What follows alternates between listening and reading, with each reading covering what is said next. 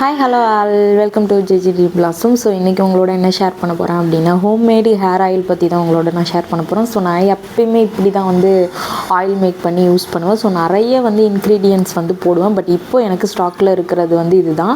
This video sponsored by Mod shopping app. By Mod e-shopping applications is one of the online shopping app now available Play Store and App Store. So இதில் கருவேப்பிலை, அப்புறம் பாதாம் ஒரு 20 எடுத்திருக்கேன், அப்புறம் கொஞ்சமாக வெந்தயம், அப்புறம் பெரிய நெல்லிக்காய், கத்தாழை. ஸோ இது மட்டும்தான் என்கிட்ட ஸ்டாக்கில் இருந்துச்சு. ஸோ அதனால் இதை வச்சியாச்சும் கொஞ்சம் ஆயில் மேக் பண்ணலாம் அப்படின்னு சொல்லிட்டு தான் ட்ரை பண்ணேன். ஸோ எல்லாத்தையும் ஃபஸ்ட்டு பவுடர் பண்ணிக்கிட்டேன். நான் இது கத்தாழையை ரொம்ப நான் இது பண்ணல, லைட்டாக அந்த ஜெல்லி மட்டும் எடுத்து நான் வச்சுட்டேன். ஸோ மற்றதெல்லாம் நான் பவுடர் பண்ணிவிட்டு அரைச்சிட்டேன் நெல்லிக்காயெல்லாம். ஸோ ஏன்னா இந்த மாதிரி நம்ம பண்ணும்போது நல்லா அதோடைய என்ன சொல்கிறது, அதோடைய சாறு இருக்குல்ல, அது நல்லா ஆயிலில் இறங்கும். ஸோ அதனால் நான் அரைச்சி தான் எல்லாத்தையும் மிக்ஸ் பண்ணேன். ஸோ கோகோனட் ஆயில் கொஞ்சம் நமக்கு எவ்வளோ வேணுமோ அந்தளவுக்கு கோகோனட் ஆயில் எடுத்துக்கலாம். ஸோ அது நல்லா காயணும், நல்லா சூடாகணும், ரொம்ப கொதிக்கணும்னு இல்லை, லைட்டாக அந்த சூடு வந்தாலே லைட்டாக பபிள்ஸ் வரும். ஸோ அந்த மாதிரி டைமில் ஒவ்வொன்றா எல்லா இன்க்ரீடியன்ஸும் நம்ம போட்டுக்கலாம். நான் எப்பயுமே இந்த மாதிரி தான் ஹேருக்கு யூஸ் பண்ணுவேன். பட் ரீசெண்டாக நான் கொஞ்சம் யூஸ் பண்ணாமல் விட்டுட்டேன். பிகாஸ் ஆயில் மேக் பண்ணல, இருந்தது காலி ஆகிடுச்சு. அதனால் திரும்ப மேக் பண்ணாமல் அப்படியே விட்டுட்டேன். பயங்கரமாக எனக்கு ஹேர் ஃபால் ஆகிட்டுருக்கு. சரி ஓகே, நம்மக்கிட்ட இருக்கிறத வச்சியாச்சும் பண்ணலாம் அப்படின்னு சொல்லிட்டு நான் இருக்கிறத வச்சே ரெடி பண்ணேன்.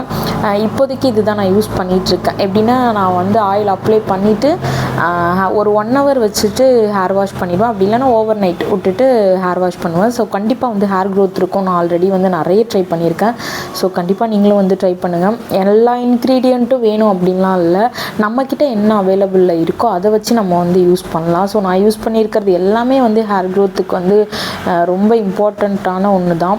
ஸோ பாதாம் நிறைய பேர் யூஸ் பண்ணியிருக்காங்களா என்னன்னு தெரியல. பிகாஸ் அது காஸ்ட்டுங்கிறதுனால அதை நீங்கள் ஸ்கிப் பண்ணிக்கலாம், அதனால் ப்ராப்ளம் இல்லை. ஸோ நான் என்கிட்ட அவைலபிளில் இருந்ததுனால ஒரு 20 பாதாம் போல் நான் யூஸ் பண்ணிட்டேன். ஆல்ரெடி நான் பாதாம் யூஸ் பண்ணியிருக்கேன். ஸோ அதனால் நான் என்கிட்ட அவைலபிளில் இருந்ததுனால யூஸ் பண்ணிக்கிட்டேன். ஸோ நீங்கள் உங்ககிட்ட இருக்கிற இன்க்ரீடியன்ட் வச்சு நீங்கள் செஞ்சுக்கலாம். ஸோ நான் இப்படி தான் ஆயில் மேக் பண்ணிகிட்ருக்கேன். ஸோ இதை நல்லா மிக்ஸ் பண்ணிக்கலாம். ஃபஸ்ட்டு அந்த ஜார்லாம் இறங்கியிருக்காது. கொஞ்சம் நேரம் அதுவாக கொதிக்க விட்டு, ரொம்ப நேரம் அதை கொதிக்க விடுற மாதிரி இருக்கும். அப்படியே விட்டுட்டு நம்ம பட்டே ரிலாக்ஸ் ஆகிக்கலாம் கொஞ்சம் நேரம்.